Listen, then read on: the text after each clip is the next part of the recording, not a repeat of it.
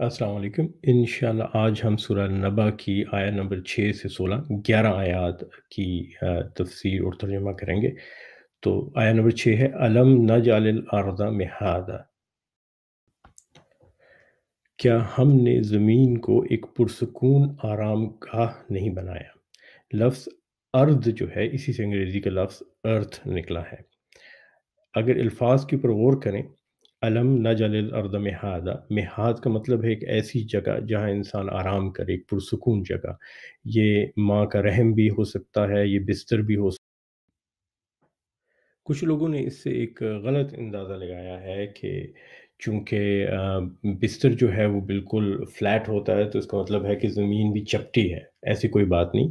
मिहाद का मतलब कोई चपटी चीज़ नहीं बल्कि कोई भी आराम की जगह है। अगर आप इसकी मिसाल लें तो एक पार्क के अंदर जो बेंच पड़ा है उसको भी आप मिहाद कहेंगे, एक बिस्तर को भी मिहाद कहेंगे और माँ के पेट को भी आप मिहाद कहेंगे जब बच्चा पलता है। अब माँ का पेट बिल्कुल भी चिपटा नहीं होता।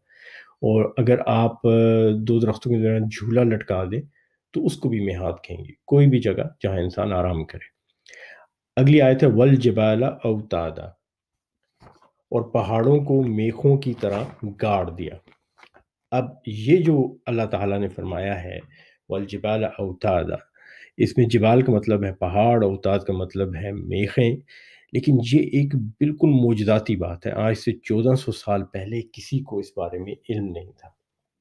और इसको समझने के लिए ज़रूरी है कि हम 1400 साल पहले की दुनिया में जाएँ और पता करें कि वहाँ लोग क्या सोचा और समझा करते थे। तो एक कहानी आपको सुनाता हूँ। तफ़सीर को थोड़ी देर के लिए रोकते हैं और एक छोटी-सी कहानी सुनते हैं। हो सकता है आपने ये कहानी पहले सुनी हो जिसके लिए मैं माज़रत करता हूँ कि दोबारा सुननी पड़ रही है। तो आज से बहुत अरसा पहले एक दफ़ा का ज़िक्र है कि इंसान सब दुनिया में एक इलाके में एक साथ रहा करते थे और बहुत ज़्यादा ज़लज़ले आते थे उस ज़माने में, जिससे तूफ़ान उठते थे, सुनामियाँ आती थीं और मकान गिरते थे। लोग परेशान रहते थे और ज़लज़लों के बाद लोग बैठ के सोचा करते थे कि आखिर ये क्या मसला है, ज़मीन इतना हिलती क्यों है? बहुत सारे नज़रियात पेश किए गए, लेकिन इनमें जो सबसे मकबूल हुआ वो किसी बड़े बुज़ुर्ग शख़्स ने कहा कि ज़मीन जो है वो असल में एक कछुए की पुश्त पर है और ये कछुआ जब हिलता है तो ज़लज़ले आते हैं। अब ये कछुए वाला जो किस्सा था ये पूरी दुनिया में फैल गया। जैसे-जैसे इंसान दुनिया के मुख्तलिफ इलाकों में गए तो इस कहानी को साथ लेके गए। तो हिंदुस्तान में भी आपको ये कहानी मिलती है, चीन में भी ये कहानी मिलती है, यूरोप की अक़वाम में भी आपको कछुए का ज़िक्र आता है, उसको कायनाती कछुआ कहते हैं। और अमेरिका के अंदर जो मकामी बाशिंदे थे अमेरिका के, वो भी एक कायनाती कछुए पे यकीन रखते थे। हिंदुस्तान में तो इसको बाकायदा निखारा गया और कहा गया कि कछुए के ऊपर हाथी हैं। कुछ हिंदुस्तान की किताबों में 16 हाथियों का ज़िक्र आया और कुछ किताबों में जैसे रामायण है उसमें 4 हाथियों का ज़िक्र है, इनके नाम भी थे। मैं सिर्फ़ 4 हाथी बनाऊँगा क्योंकि 4 बनाने आसान है 16 की निस्बत। और इन हाथियों के ऊपर एक ज़मीन है जिसको इन्होंने उठाया हुआ है और जब कछुआ हिलता है तो ज़लज़ला आता है और हाथी कोशिश करते हैं कि ज़लज़ले कम हों। बाकी अक़वाम को ये बात पसंद नहीं आई। उन्होंने कहा ये कोई साइंसी बात नहीं है, तो उन्होंने एक अपना नज़रिया बनाया। कछुए को रखा उन्होंने, उसको वो बड़ा अहमियत देते थे। उन्होंने कहा कछुए के ऊपर एक गाय है, गाय के सींगों के ऊपर ज़मीन उठाई हुई है और जब गाय थक जाती है तो सर हिलाती है और इससे ज़लज़ले आते हैं। उन्होंने कहा ये कुछ ज़्यादा साइंसी बात लगती है। कछुआ, कायनाती कछुआ, ये इन तमाम कहानियों के दरमियान हमेशा मौजूद रहा। हिंदुस्तान में इसको अकूपूरा या चुकवा कहते थे, चीन में आओ कहते थे और जो मुकामी बाशिंदे थे शुमाली अमेरिका के लेनापी और इरोक्वियन ट्राइब्स कबीले जो थे वो कहते थे कि ज़मीन असल में एक जज़ीरा है जो कि कछुए की पुश्त पे है और इसको कछुए वाला जज़ीरा कहते थे पूरी ज़मीन को। और आपको ये जान के हैरत होगी कि 20वीं सदी तक इस कहानी पे लोग यकीन करते थे। तो बर्ट्रैंड रसल जो बड़ा मशहूर साइंसदान था इंग्लैंड का, बरतानिया का, वो 1920 में एक लेक्चर दे रहा था और उस लेक्चर में वो लोगों को बता रहा था कि ज़मीन सूरज के गिर्द घूमती है और सूरज कायनात में घूम रहा है। तो एक बुढ़िया जो सुन रही थी लेक्चर वो खड़ी हुई और उसने कहा कि ये सब बकवास है। तुम सब गलत बातें कर रहे हो, ज़मीन प्लेट की तरह चिपटी है और इस ज़मीन को उठाया हुआ है एक अदद कछुए ने और ये कछुए की पुश्त पर है। तो बर्ट्रैंड रसल ने सवाल पूछा, उसने कहा कि अम्मा जी ये बताएँ कि ये जो कछुआ है ये किस चीज़ पे खड़ा है? तो अम्मा जी ने कहा कि नौजवान, بہت ہوشیاری دکھانے کی ضرورت نہیں، کچھوا ایک اور کچھوے پہ کھڑا ہے اور وہ کچھوا ایک اور کچھوے پہ کھڑا ہے، اور یہ کچھوؤں کا ایک لامتناہی سلسلہ چلا جا رہا ہے۔ تو لوگوں کو کائناتی کچھوے پہ اتنا یقین تھا کہ وہ کسی صورت میں بھی اس کہانی سے، اس نظریے سے ہٹنا پسند نہیں کرتے تھے۔ لیکن قرآن مجید نے اس تصور کو 1400 سال پہلے ختم کر دیا۔ یہ تصور جو 20ویں صدی تک یورپ میں تھا، اس کو قرآن نے ختم کر دیا۔ اور اللہ تعالیٰ نے قرآن مجید میں بیان فرمایا کہ زمین کی فطرت ہے کہ وہ ہلتی ہے، اور اس کی حرکت کو پہاڑوں نے کم کیا ہوا ہے جو اس کے اندر میخوں کی طرح گڑے ہیں۔ تو اللہ تعالیٰ فرماتے ہیں سورہ نحل میں، وَأَلْقَى فِي الْأَرْضِ رَوَاسِيَ أَن تَمِيدَ بِكُمْ، ہم نے پہاڑ گاڑ دیے زمین کے اندر، اس کے اوپر رکھ دیے تاکہ یہ ہل نہ پائے۔ اسی طرح یہ صرف ایک جگہ نہیں، کئی جگہ پہ اس کا ذکر ہوا۔ تو سورہ اللقمان میں آیا نمبر 10 میں اللہ تعالیٰ فرماتے ہیں وَأَلْقَى فِي الْأَرْضِ رَوَاسِيَ أَن تَمِيدَ بِكُمْ، وہی بات جو پہلے ہوئی کہ اللہ تعالیٰ نے زمین پر بھاری پہاڑ رکھ دیے تاکہ یہ ہل نہ سکے۔ اور پھر اس کے بعد سورہ الانبیاء جو ہے، جو کہ 21ویں سورت ہے، اس کی آیت نمبر 31 میں اللہ تعالیٰ فرماتے ہیں وَجَعَلْنَا فِي الْأَرْضِ رَوَاسِيَ أَن تَمِيدَ بِهِمْ، اور ہم نے اس زمین کے اوپر بھاری پہاڑ بنا دیے، رکھ دیے تاکہ یہ ہل نہ پائے۔ تو اب سوال یہ پیدا ہوتا ہے کہ کس طرح پہاڑ زمین کو ہلنے سے روکتے ہیں، اور اس کو بھی قرآن میں بیان کیا گیا۔ اور دوسرا سوال یہ پیدا ہوتا ہے کہ کائناتی کچھوے کے تصور کے بارے میں قرآن کیا کہتا ہے؟ تو جناب کائناتی کچھوے کا تصور تو قرآن نے ختم کر دیا، اور سائنس نے بھی ثابت کر دیا کہ زمین کے نیچے کوئی کچھوا نہیں ہے، نہ ہی ہاتھی ہیں۔ اور واپس اگر ہم جائیں سورہ النبا کی تفسیر کی طرف، تو ہمیں جواب ملے گا کہ کس طرح پہاڑ زمین کو ہلنے سے روکتے ہیں۔ آیا نمبر 7 اور 6 کو ملا کے دیکھیے۔ نمبر 6 میں ہے الم نجعل الارض مہادا، کیا ہم نے زمین کو ایک آرام گاہ نہیں بنایا؟ تو زمین ہوگی جی آرام گاہ، اور والجبال اوتادا، اور پہاڑوں کو میخوں کی طرح گاڑ دیا۔ تو یہ جو آرام گاہ ہے ہماری، جس میں ہم رہتے ہیں، یہ ہلتی ہے، اس کی فطرت میں ہے، اس کے نیچے لاوا ہے زمین کی تہہ میں جو اس کو ہلاتا ہے، اس کی ٹیکٹونک پلیٹس کو، لیکن اللہ تعالیٰ نے پہاڑوں کے ذریعے اس کی حرکت کو کم کیا ہوا ہے۔ اور پہاڑ بالکل اس طرح زمین کو روکے رکھتے ہیں ہلنے سے، جس طرح ایک خیمے کی میخیں جو ہوتی ہیں نا، اس خیموں کو ہلنے سے بچاتی ہیں۔ تو اگر تیز ہوا چلے تو جو میخیں وہ خیمے کو اڑنے نہیں دیتی یا اسے گرنے نہیں دیتی۔ لیکن یہ یاد رکھیے کہ تھوڑی بہت حرکت ہوگی، لیکن حرکت کم ہو جائے گی میخوں سے۔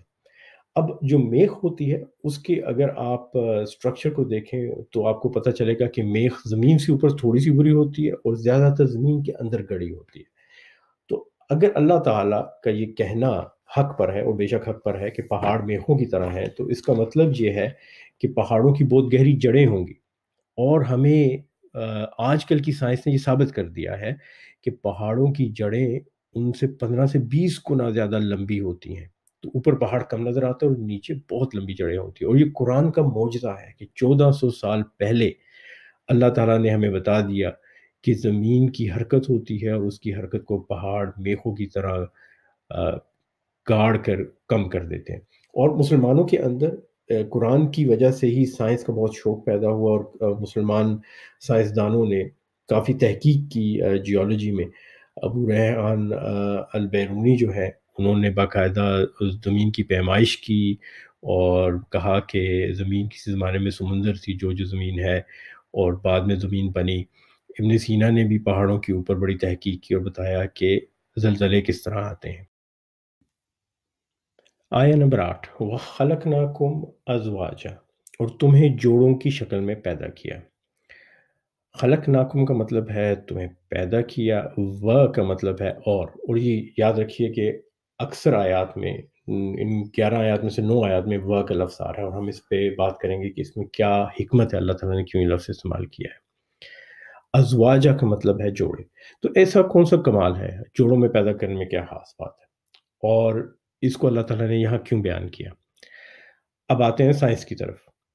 سائنس کہتی ہے کہ جتنے بھی جاندار ہیں وہ دو طرح کی حیثیت میں رہتے ہیں۔ ایک وہ جو جوڑوں میں ہیں، اور وہ جو بغیر جوڑوں کے۔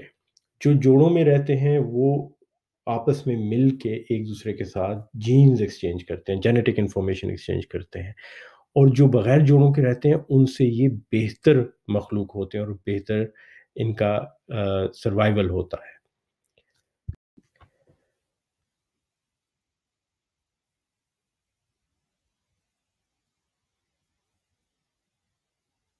آیا نمبر 9، وَجَعَلْنَا نَوْمَكُمْ سُبَاتًا، اور تمہاری نیند کو باعث سکون بنایا۔ لیکن یہاں پہ جو لفظ سبات ہے اس کا مطلب باعث سکون نہیں، آ، اگرچہ کہ اس کا ترجمہ یوں کیا جاتا ہے، سباتہ کا مطلب ہے ایسی چیز جو آپ کو کاٹ دے، منقطع کر دے، کسی سے الگ کر دے۔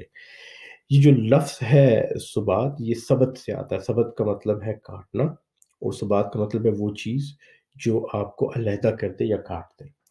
اور اس کے بارے میں ہمارے جو علماء ہیں انہوں نے بہت تحقیق کی، اور سب کی متفقہ رائے یہ ہے کہ نیند ہمیں دنیا سے کاٹ دیتی ہے، ہمارا اس سے تعلق کٹ جاتا ہے۔ زمخشری نے بھی یہی کہا ہے، رازی نے بھی یہی کہا ہے، اور رازی جو ہے انہوں نے ابو عبیدہ معمار اور ابن المثنیٰ جو ہے ان سے روایت کر کے بیان کیا ہے کہ سبات کا مطلب وہ ہے جو کاٹ دے۔ اگلی آیت کہتی ہے وَجَعَلْنَا اللَّيْلَ لِبَاسًا، اور رات کو پردہ پوش بنایا۔ اب یہاں پہ پھر دیکھیے و کا لفظ استعمال ہوا ہے، اس کو بار بار دہرایا جا رہا ہے آیات کے اندر۔ جعلنا کا مطلب ہے بنانا، لیل کا مطلب ہے رات، اور لباسا کا مطلب ہے پردہ۔ یہ جو آخری لفظ ہے نا لباسا، اس کے اوپر ہم خاص طور پہ غور کریں گے کہ اس کو اللہ تعالیٰ نے کیوں بیان کیا، یہاں پہ رات کو لباس کیوں کہا گیا۔ تو لباس سے مطلب پردہ بھی ہے، لباس سے مطلب آپ کے کپڑے بھی ہیں، اور لباس سے مطلب اوڑھنی بھی ہے، جو چیز آپ کو ڈھانپ دے، اوڑھ دے۔ اگر آپ دنیا کو دیکھیں تو دنیا کا ایک رخ سورج کی طرف ہوتا ہے اور دوسرا تاریکی کی طرف، اور رات تب آتی ہے جب دنیا گھوم کے تاریکی کی طرف جاتی ہے۔ اگر تاریکی نہ آئے تو لگاتار سورج کی شعاعیں دنیا کو جلا کے خاکستر کر دیں، ختم کر دیں۔ تو اس لیے اللہ نے کہا کہ یہ جو لباس ہے تمہارا رات کا یا اندھیرے کا، یہ تمہیں اوڑھ لیتا ہے، تمہیں محفوظ رکھتا ہے۔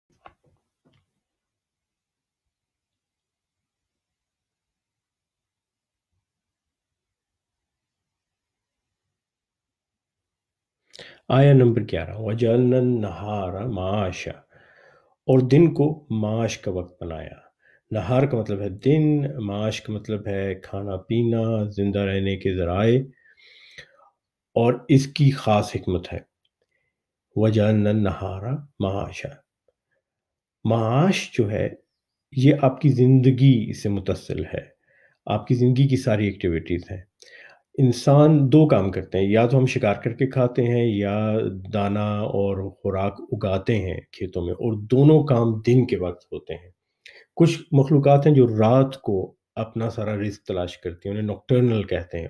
کچھ مخلوقات ہیں جو دن کو اپنا رزق تلاش کرتے ہیں، انہیں ہم ڈائیورنل کہتے ہیں۔ تو اللہ تعالیٰ یہاں یہ بیان کر رہے ہیں کہ انسانوں کو اللہ نے نوکٹرنل نہیں بنایا، ڈائیورنل بنایا ہے، اور یہ بھی ایک سائنسی حقیقت ہے۔ آیا نمبر 12، وَبَنَيْنَا فَوْقَكُمْ سَبْعًا شِدَادًا، اور تمہارے اوپر 7 مضبوط آسمان قائم کیے۔ سبعن کا مطلب ہے 7، اور بنینا کا جو لفظ ہے اس کا مطلب ہے بنانا یا قائم کرنا، اور یہاں وا کا لفظ پھر دوبارہ استعمال ہوا ہے۔ فوقکم کا مطلب ہے تمہارے اوپر، لیکن شدادہ جو لفظ ہے نا یہ آسمان کے لیے استعمال نہیں ہوتا، اس کا اصل معنی کچھ اور ہے۔ شدادہ کا مطلب ہے شدید، مضبوط، بہت عظیم الشان۔ تو اللہ تعالیٰ کہتا ہے یہ بہت عظیم الشان آسمان ہے، اور یہ بہت مضبوط ہیں، تمہارے اوپر 7 مضبوط تہیں ہیں۔ آیا نمبر 13، وَجَعَلْنَا سِرَاجًا وَهَّاجًا، اور ایک انتہائی روشن اور گرم چراغ پیدا کیا۔ یہاں جو الفاظ استعمال ہوئے ہیں وہ سورج کے لیے استعمال ہوئے ہیں۔ تمام علماء اس پہ متفق ہیں کہ سراج و حاجہ سے مراد سورج ہے۔ سراج اور حاجہ میں کیا فرق ہے؟ سراج کا مطلب ہے ایک ایسی چیز جس سے روشنی نکلتی ہو، اور وہاج کا مطلب ہے ایک ایسی چیز جو انتہائی گرم اور روشن ہو۔ تو اللہ تعالیٰ فرما رہے ہیں کہ یہ سورج جو ہے نہ صرف کہ روشن ہے بلکہ بہت گرم ہے۔ کتنا گرم ہے؟ 1,40,00,000 سینٹی گریڈ، اور اٹس بلیزنگلی ہاٹ، انتہائی گرم ہے۔ اور نیکسٹ آیا جو ہے جی، آیا نمبر 14، وَأَنزَلْنَا مِنَ الْمُعْصِرَاتِ مَاءً ثَجَّاجًا۔ یہ بڑی خاص آیت ہے، اس کو میں خاص طور پہ آپ سے بیان کرنا چاہوں گا۔ وَأَنزَلْنَا مِنَ الْمُعْصِرَاتِ، اور بادلوں سے لگاتار بارش برسائی۔ انزلنا کا مطلب ہے اتارنا، اور من کا مطلب ہے سے، ما ان سجاجہ سے مطلب ہے لگاتار پانی۔ ماں کا مطلب پانی ہے، سجاجہ کا مطلب ہے لگاتار۔ لیکن جو مؤثرات ہے نا، یہ بادل نہیں ہے، عربی میں بادلوں کو مؤثرات نہیں کہتے۔ تو مؤثرات کیا ہے، اس پہ ذرا غور کریں گے۔ مؤثرات سے مراد ایک ایسی چیز ہے جس کو اگر نچوڑا جائے تو اس میں سے کوئی پانی یا جوس نکلے۔ تو آسرا کا مطلب ہے نچوڑنا، اسیر کا مطلب ہے جوس۔ کسی بھی چیز کا جو رس ہوتا ہے، پھلوں کا رس جو ہے، اس کو اسیر کہتے ہیں عربی زبان میں۔ تو بظاہر تو یوں لگتا ہے کہ یہ بات بادلوں کے بارے میں کی جا رہی ہے کہ بادل جو ہیں ان کے اندر پانی ہے، اور جب ہوا کے دباؤ سے، پریشر سے وہ نچڑتے ہیں تو پانی برستا ہے۔ لیکن یہاں سورہ النبا میں تو اللہ تعالیٰ تخلیق کی بات کر رہے ہیں۔ الم نجعل الارض مہادا والجبال اوتادا۔ تو تخلیق کے دوران کیا چیز تھی جس میں سے پانی نکلا؟ اس وقت تو بادل نہیں تھے، تو اس وقت کے زمانے سے تو ہم بادل کہہ سکتے ہیں، لیکن تخلیق کے وقت کیا تھا؟ تو جناب نبی پاک صلی اللہ علیہ وسلم کی احادیث ہیں کہ جتنا بھی پانی زمین پر ہے یہ آسمانوں سے آیا ہے، اور ساتویں آسمان میں اللہ کے عرش کے نیچے پانی ہے، اور وہاں سے یہ پانی آیا ہے۔ آج کی سائنس ہمیں یہ بتاتی ہے کہ نظام شمسی میں اس قسم کے ایٹم نہیں تھے جن کے ذریعے سے پانی پیدا ہو سکتا، اور یہ تمام پانی آپ کے شہاب ثاقب کومٹس کے ذریعے آیا، جو کہ خلا میں دور کسی اور کائنات سے اس پانی کو لے کے ہم تک آئے، اور یہ ہیں وہ مؤثرات جن کو نچوڑ کے اللہ نے پانی پیدا کیا۔ تو جب پانی پیدا ہو گیا زمین پہ تو اس کے بعد کیا ہوا؟ اور اگلی آیات ہمیں بتاتی ہیں کہ اس کے بعد اللہ تعالیٰ نے زمین کو کس طرح بدلا۔ اور آیا نمبر 15 جو ہے وہ آپ کو بتاتی ہے جناب کہ کس طرح زمین کے اوپر اللہ نے غلہ اور سبزی اگائی۔ لِنُخْرِجَ بِهِ حَبًّا وَنَبَاتًا۔ لِنُخْرِجَ کا مطلب ہے اگنا، باہر نکلنا، اور حبم کا مطلب ہے غلہ، اور نباتا کا مطلب ہے سبزی۔ تو ان میں کیا خاص بات ہے؟ حبم و نباتا میں کیا خاص بات ہے؟ جو غلہ ہے یہ انسان کی خوراک کا ذریعہ، نبات بھی انسان کی خوراک کا ذریعہ، لیکن انسان باقی مخلوقات سے مختلف ہے۔ انسان کے اندر یہ خاص بات ہے کہ وہ اپنی خوراک کو، غلے کو اور نباتات کو، حبم و نباتا کو اپنے پاس محفوظ کر کے رکھتا ہے۔ خاص طور پہ جو دانے ہیں، جو گرینز ہیں، جو غلہ ہے، اور اس کو محفوظ کر کے رکھنے میں یہ فائدہ ہے کہ ہمارے پاس خوراک کا جب ذریعہ ہوتا ہے تو اس کے بعد ہمیں ایک فارغ وقت ملتا ہے جس میں ہم تحقیق کرتے ہیں، جس میں ہم چیزیں بناتے ہیں، مکان بناتے ہیں، سڑکیں بناتے ہیں، گاڑیاں بناتے ہیں۔ اگر ہم باقی جانوروں کی طرح روزانہ صبح اٹھ کے خوراک کی تلاش میں نکلیں اور شام کو کھا پی کے آ جائیں تو ہم یہ سب نہیں کر سکیں گے۔ آپ انسانی معاشرے کے اوپر دیکھیں کہ دو طرح کے انسانی معاشرے پائے جاتے ہیں۔ ایک وہ جو شکاری ہیں، مثلاً آسٹریلین ایبرجینیز ہیں، کانگو کی پگمی ہیں، ایمیزون کی ٹرائبز ہیں، اور دوسرے وہ جو غلہ اگاتے ہیں۔ جو معاشرے غلہ اگاتے رہے ہیں، چاہے اس میں ایزٹکس ہیں، مایا ہیں، مصری ہیں، رومی ہیں، یونانی ہیں، چینی ہیں، ہندوستانی ہیں، انہوں نے بہت عظیم الشان معاشرے بنائے اور عمارتیں بنائیں۔ اور جو شکار کرتے رہے انہوں نے کسی قسم کی کوئی بھی عمارت نہیں بنائی، انہوں نے کوئی بھی معاشرہ جدید قسم کا نہیں بنایا۔ اگلی آیت میں اللہ تعالیٰ فرماتے ہیں وَجَنَّاتٍ الفافا، اور گھنے باغ اگائے۔ کا مطلب ہے اور، جنات اور الفافا دو الفاظ ہیں، ان پہ ہم غور کریں گے۔ جنات کا جو لفظ ہے یہ بہت دلچسپ ہے، اور یہ جو لفظ ہے جنات، یہ جنت سے نکلا ہے۔ جنت واحد کا صیغہ ہے اور جنات جمع کا صیغہ ہے۔ جنت سے مراد ایک ایسا باغ ہے جس کی زمین آپ کو نظر نہ آئے، اس پہ اتنا سبزہ ہو کہ اس کے نیچے کی مٹی آپ کو نظر نہ آئے۔ اور الفافا سے مراد ہے گھنے، بہت گھنے جنگلات کی طرح کی گروتھ۔ تو جس طرح آپ کے رین فارسٹ ہوتے ہیں، گھنے جنگل ہوتے ہیں، وہ الفافا میں آئیں گے۔ اور اللہ تعالیٰ نے زمین ایسی ہی بنائی، اور یہاں پر آپ کے جو شکار کرنے والے انسان ہیں، جن کا ذریعہ معاش شکار ہے، ان کے لیے اللہ نے روزگار فراہم کیا۔ تو آیا نمبر 6 سے 16 ہو گئی جناب والا مکمل۔ لیکن یہاں میں آپ کو قرآن مجید کا ایک بہت بڑا معجزہ بتانا چاہتا ہوں۔ ہم اکثر کہتے ہیں کہ قرآن مجید جیسی کتاب اور کوئی نہیں، قرآن مجید جیسی بات اور کوئی نہیں۔ اب غور کیجئے ان 11 آیات پہ جو ہم نے پڑھی، الم نجعل الارض مہادا والجبال اوتادا وخلقناکم ازواجا، دیکھیے اس کے اندر ایک خاص ردم ہے، وجعلنا نومکم سباتا وجعلنا اللیل لباسا وجعلنا النہار معاشا وبنینا فوقکم سبعا شدادا وجعلنا سراجا وہاجا وأنزلنا من المؤصرات ماء ثجاجا لنخرج به حبا ونباتا وجنات الفافا۔ خاص بات کیا ہے؟ اکثر آیات 11 میں سے 9 آیات ان کی شروع میں وا آتا ہے، والجبال وخلقناکم وجعلنا، پھر 2 دفعہ اور آتا ہے وجعلنا، پھر اس کے بعد آتا ہے وبنینا، پھر دوبارہ آتا ہے وجعلنا، اس کے بعد آتا ہے وانزلنا، اور پھر لنخرجا ہے، اور پھر آخر میں وجنات الفافا۔ تو وا کو بار بار استعمال کیا ہے۔ اس چیز کو انگریزی اور یونانی میں اینافورا کہتے ہیں، ہر جملے کو ایک ہی لفظ سے شروع کرنا، اور بلاغہ میں اور تقریروں میں اس کو سب سے خوبصورت چیز سمجھا جاتا ہے۔ اور آپ کی دنیا کے جو بڑے بڑے لیڈر ہیں نا، بڑے بڑے حکمران ہیں اور لیڈر ہیں، انہوں نے ہمیشہ اسی طرح کی تقریر کی، جو قرآن مجید کا طریقہ ہے، جو اسلوب ہے۔ مثلا ونسٹن چرچل جب انگلستان کو شکست ہونے والی تھی جرمنی کے ہاتھوں دوسری جنگ عظیم میں، تو وہ کہتا ہے we shall not flag or fail, we shall go on to the end, we shall fight in France, we shall fight on the beaches, we shall fight in the fields, we shall fight in the hills, we shall not surrender. ہر جگہ وہ کہتا ہے we we we shall we shall we shall. Martin Luther King, جس کی تقریر کو 20ویں صدی کی سب سے عظیم تقریر سمجھا جاتا ہے امریکہ میں، وہ کہتا ہے آئی have a dream, I have a dream, 8 دفعہ وہ اس کو دہراتا ہے۔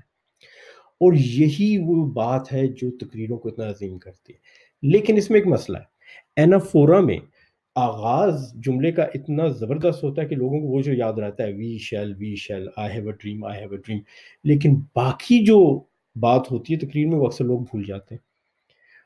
اور اللہ تعالیٰ نے دیکھیے کہ ان آیات میں جب اینافورا یوز کیا تو کس طرح انتظام کیا کہ انسان بھولے نہیں کہ بات پوری کیا ہو رہی ہے، ورنہ ہم کو یہی یاد رہتا وَخَلَقْنَاكُمْ وَالْجِبَالَ وَجَعَلْنَا۔ اللہ تعالیٰ نے، آپ اس کو غور سے دیکھیے کہ اس میں 2 اسلوب اختیار کیے۔ ایک تو یہ تھا أَلَمْ نَجْعَلِ الْأَرْضَ مِهَادًا وَالْجِبَالَ أَوْتَادًا وَخَلَقْنَاكُمْ أَزْوَاجًا وَجَعَلْنَا نَوْمَكُمْ سُبَاتًا وَجَعَلْنَا اللَّيْلَ لِبَاسًا وَجَعَلْنَا النَّهَارَ مَعَاشًا وَبَنَيْنَا فَوْقَكُمْ سَبْعًا شِدَادًا وَجَعَلْنَا سِرَاجًا وَهَاجًا وَأَنزَلْنَا مِنَ الْمُعْصِرَاتِ مَاءً ثَجَّاجًا لِنُخْرِجَ بِهِ حَبًّا وَنَبَاتًا وَجَنَّاتٍ أَلْفَافًا۔ 11 میں سے 9 آیات میں وا استعمال ہوا اور ایک خاص ردم بن گیا، والجبال وخلقناکم وجعلنا وبنینا وجعلنا وانزلنا وجنہ۔ لیکن 2 جگہ اللہ تعالیٰ نے اس کو توڑ دیا، اینافورا کو، ردم کو توڑ دیا۔ الم نجعل الارض مہادا لنخرج به حبا ونباتا، تو یہاں پہ تسلسل کو توڑا۔ لیکن اس سے زیادہ خوبصورت چیز کیا کی کہ ہر آیت کا جو آخر ہے نا، اس کو ہم کافیہ ہم ردیف کر دیا، مہادا اوتادا ازواجا سباتا لباسا معاشا شدادا، اور پھر اسے اگلی آیت میں وحاجا، اس سے اگلی آیت میں سجاجا، اگلی آیت ونباتا، اور سب سے آخری آیت الفافا۔ جہاں پر کافیہ ردیف ملتے ہوں وہ چیز یاد رہتی ہے، وہ بھولتی نہیں۔ تو اللہ تعالیٰ نے اینافورا کو اس خوبصورتی سے استعمال کیا، کافیہ ردیف ملا کر، کہ نہ صرف کہ اس کے اندر ایک تقریر کی خوبصورتی آ گئی، لیکن وہ یاد کرنا آسان ہو گیا۔ اور یہی وجہ کہ قرآن کو حفظ کرنا آسان ہے، ان آیات کو یاد کرنا آسان ہے، اور ونسٹن چرچل کی تقریروں اور مارٹن لوتھر کنگ کی تقریروں کو یاد کرنا بہت مشکل ہے۔